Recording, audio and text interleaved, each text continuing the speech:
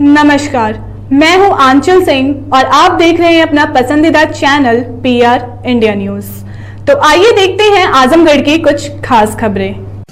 पूर्वांचल का गढ़ यानी आजमगढ़ विधानसभा चुनाव में कुछ लोग चुनाव को प्रभावित कर सकते हैं। इसी कारण निर्वाचन आयोग के निर्देश पर पुलिस अपराधियों और ऐसे लोगों के खिलाफ सख्त कार्रवाई कर रही है।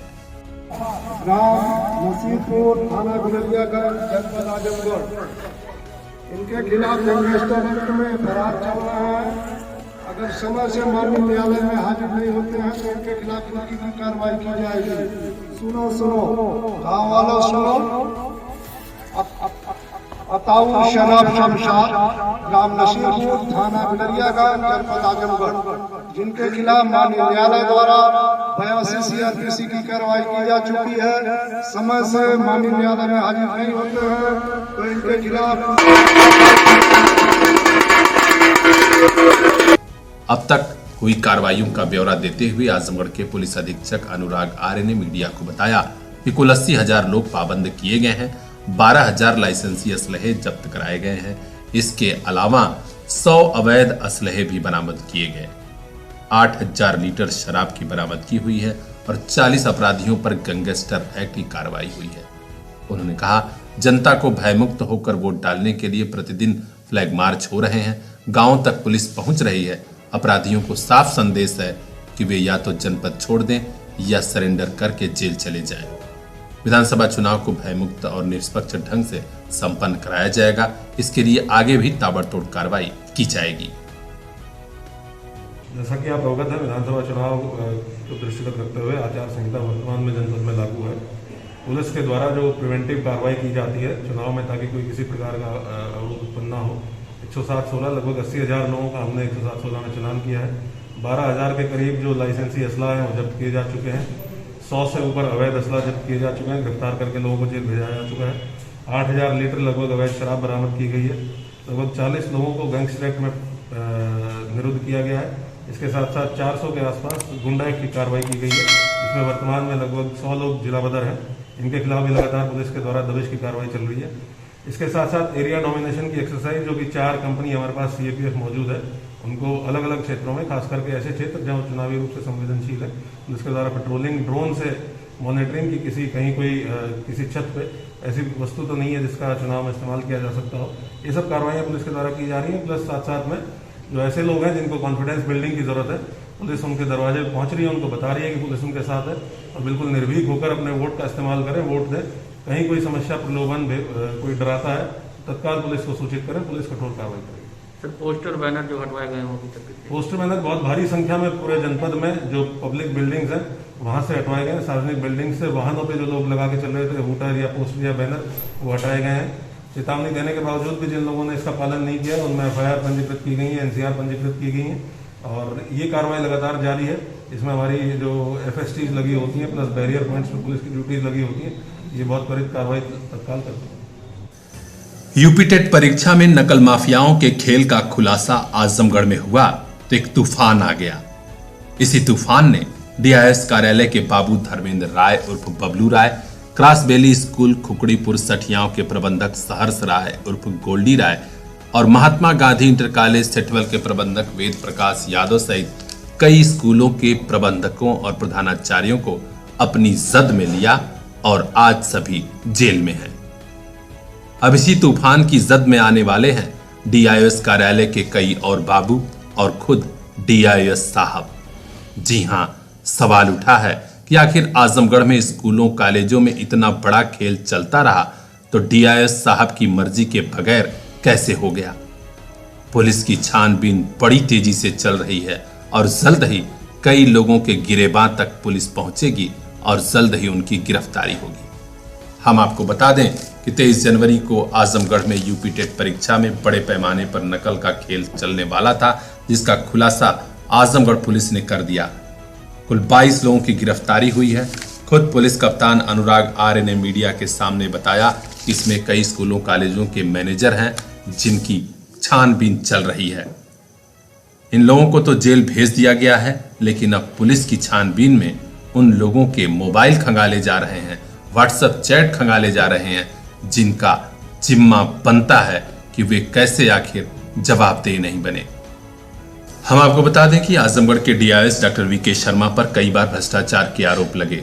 कई संगठनों ने जांच की मांग की, लेकिन वे मामले दब गए। अब नकल रैकेट का खुलासा होने के बाद आजमगढ़ के पुलिस कप्तान अनुराग आर्य के निर्देश पर कई पुलिस टीमें छानबीन कर रही हैं। इस बारे में पुलिस कप्तान अनुराग आर्य ने बताया कि सभी मामलों में जांच हो रही है। हर एंगल से पुलिस तलाश रही है कि आखिर आजमगढ़ में इतने बड़े पैमाने पर नकल रैकेट कैसे काम कर रहा था। इसमें जिन लोगों की भी भूमिका होगी पुलिस छानबीन कर रही है। उनके व्हाट्सएप और मैसेज खंगाले जा रहे हैं। जो भी पकड़ा गया उसे छोड़ा नहीं जाएगा, गिरफ्तारी होगी। तो बने रहिए हमारे साथ, चैनल को सब्सक्राइब कर लीजिए और जैसे ही कोई अपडेट होगा हम आप तक पहुंचाएंगे सबसे पहले। देखते रहिए PR इंडिया न्यूज। विधानसभा चुनाव 2022 में सत्ता के लिए लड़ाई समाजवादी पार्टी और भारतीय जनता पार्टी में ही होनी है, ये बात भी लोग जानते हैं। यही वजह है कि लोग जानना चाहते हैं कि इन दोनों पार्टियों ने किसको प्रत्याशी बनाया। आजमगढ़ में भारतीय जनता पार्टी ने कई प्रत्याशियों की लिस्ट जारी कर दी है। आइए हम आपको बताते हैं। आजमगढ़ जनपद की सदर विधानसभा सीट से युवा नेता अखिलेश मिश्र गुड्डू को प्रत्याशी बनाया गया है, जबकि गोपालपुर विधानसभा से सत्येंद्र राय, निजामाबाद से मनोज यादव, दीदारगंज से कृष्ण मुरारी विश्वकर्मा, लालगंज से नीलम सोनकर और मेहनगर से मंजू सरोज को उम्मीदवार बनाया गया है। सदर विधानसभा क्षेत्र की लड़ाई बहुत बड़ी होनी है, क्योंकि यहां कई बार से विधायक समाजवादी पार्टी के प्रत्याशी दुर्गा यादव से मुकाबला होना है। उधर अन्य सीटों पर भी अच्छी लड़ाई होगी। हालांकि पार्टी ने अभी सगड़ी, अतरौलिया और मुबारकपुर से अपने प्रत्याशी की घोषणा नहीं की है। अब देखना है कि आजमगढ़ की 10 विधानसभा सीट में मुकाबला कितना जबरदस्त होता है। हर अपडेट हम आपको अवगत कराते रहेंगे। बने रहिए हमारे साथ और देखते रहिए PR इंडिया न्यूज। आजमगढ़ की गोपालपुर विधानसभा सीट में समाजवादी पार्टी ने टिकट विधायक नफीस अहमद को देने का ऐलान किया और इसी के साथ गोपालपुर विधानसभा क्षेत्र में जबरदस्त विरोध हो रहा है। यह विरोध और कोई नहीं बल्कि समाजवादी पार्टी के कार्यकर्ता ही कर रहे हैं। आज जगह जगह सपा विधायक नफीस अहमद का पुतला फूका गया और लोगों ने यहां तक कह दिया कि विधायक तानाशाह हैं, हम लोग नहीं चाहते कि वे दोबारा विधायक बने। विधायक नफीस अहमद के खिलाफ जमकर नारेबाजी हुई और राहुल यादव सहित कई पदाधिकारियों, कार्यकर्ताओं ने कहा कि समाजवादी पार्टी के राष्ट्रीय अध्यक्ष से हम लोग चाहते हैं कि यहां का प्रत्याशी बदला जाए, क्योंकि विधायक झूठे हैं, तानाशाह हैं, इसलिए हम लोग फिर उन्हें वोट नहीं देंगे। यदि राष्ट्रीय अध्यक्ष ने उन्हें नहीं बदला, पार्टी ने किसी और को टिकट नहीं दिया, तो हम लोग समाजवादी पार्टी को वोट भी नहीं देंगे। बड़े ही भावुक मन और गुस्से में क्या कहा कार्यकर्ताओं ने, यह भी हम आपको सुनाते हैं। राहुल यादव जी कौन सा गांव है? ग्राम सभा पैकोली, युवा समाजवादी कार्यकर्ता। और विधानसभा गोपालपुर। आप आज अपने विधायक नफीस अहमद का जो वर्तमान में फिर प्रत्याशी बना दिए गए हैं राष्ट्रीय अध्यक्ष जी के निर्देश पर, तो उनका आप लोग पुतला क्यों फूक रहे हैं? देखिए, ये विधायक जो ठीक नहीं है, कोई काम मेरे ब्लॉक विधानसभा में नहीं किए हैं। हम लोग इनको हटाना चाहते हैं। एक जमीन नेता कोई भी गोपालपुर से आए, हम लोग उसका सम्मान करेंगे। हम लोग चाहते हैं समाजवादी सरकार बने और नफीस को हम लोग हटाना चाहते हैं। नफीस जी कहते हैं मैंने इतना काम किया, इतना विकास किया है जनता के बीच, तभी राष्ट्रीय अध्यक्ष जी मेरा विश्वास करके मुझको दोबारा भेजे हैं।